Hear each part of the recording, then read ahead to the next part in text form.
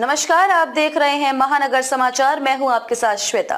तो चलिए रुक करते हैं आज की बड़ी और प्रमुख खबर पर। उद्धव ठाकरे के अंतिम गढ़ पर हमले की तैयारी, भाजपा ने शुरू किया मिशन BMC। लोकसभा चुनाव जीतकर देश और विधानसभा चुनाव जीतकर महाराष्ट्र में अपनी सत्ता स्थापित करने के बाद अब भाजपा देश की आर्थिक राजधानी मुंबई और उससे सटे ठाणे जिले पर बादशाहत हासिल करने के प्रयासों में जुट गई है। 227 सीटों वाली मुंबई मनपा और 131 सीटों वाली ठाणे मनपा पर कब्जा करके बीजेपी शिवसेना UBT की कमर तोड़ना चाहती है। इसलिए उद्धव के अंतिम गढ़ पर जोरदार हमले की रणनीति पर भाजपा में बैठकों का दौर शुरू हो गया है। केंद्र और राज्य में सत्ता वापसी के बाद बीजेपी किसी भी हाल में मुंबई और ठाणे मनपा में अपने महापौर बैठाने का प्रतिबद्ध नजर आ रही है। इसके लिए मुंबई मनपा के लिए बीजेपी ने टारगेट 150 तो वहीं ठाणे मनपा के लिए टारगेट 85 सेट किया है। मुंबई और ठाणे मनपा शिवसेना की सबसे बड़ी ताकत मानी जाती हैं। ऐसा इसी साल मई जून में हुए लोकसभा चुनाव में देखने को मिला था। तो वहीं विधानसभा चुनाव 2024 में भी मुंबई ने शिवसेना को संजीवनी देने का काम किया। शिवसेना ने लगभग 58 साल पहले 19 जून 1966 स्थापना के साल भर के भीतर राज्य में अपना दमखम दिखाना शुरू किया था। 1967 में शिवसेना ने ठाणे मनपा चुनाव में 17 सीटें जीतकर सभी को चौंका दिया था। इसके साल भर 1968 में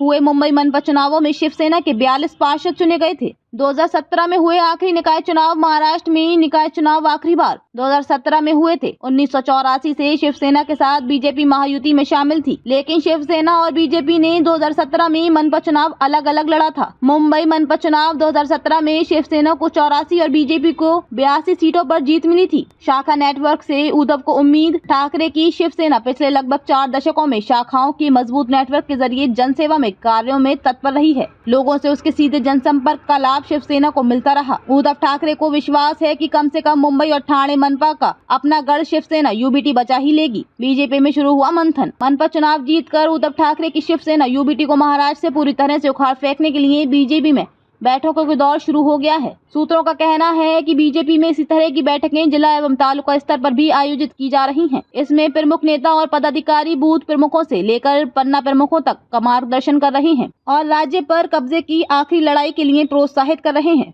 बदले हालात में कमजोर हुई शिवसेना UBT। जून 2022 में शिवसेना में एकनाथ शिंदे के नेतृत्व में हुए बगावत के बाद परिस्थितियां बदल गई हैं। 2017 में निर्वाचित हुए शिवसेना UBT के मुंबई के लगभग 60 तो वहीं ठाणे के करीब सभी नगर सेवक एकनाथ शिंदे की शिवसेना में जा चुके हैं। उल्लेखनीय ये है कि मुंबई में शिवसेना UBT के विधायकों की जीत में कांग्रेस की बड़ी भूमिका रही है, जबकि विधानसभा चुनाव 2024 के बाद शिवसेना UBT और कांग्रेस के संबंधों में तल्खी बढ़ने लगी है। शिवसेना UBT और कांग्रेस के नेता अब आगे के चुनाव अपने दम पर लड़ने की बात सार्वजनिक तौर पर कहने लगे हैं। दूसरी तरफ 2019 में मुंबई में 16 विधानसभा सीटों पर कब्जा जमाने वाली बीजेपी के 15 विधायक 2024 में भी जीतने में सफल हुए। खबर के अंत में खबरों में अब तक के लिए बस इतना ही।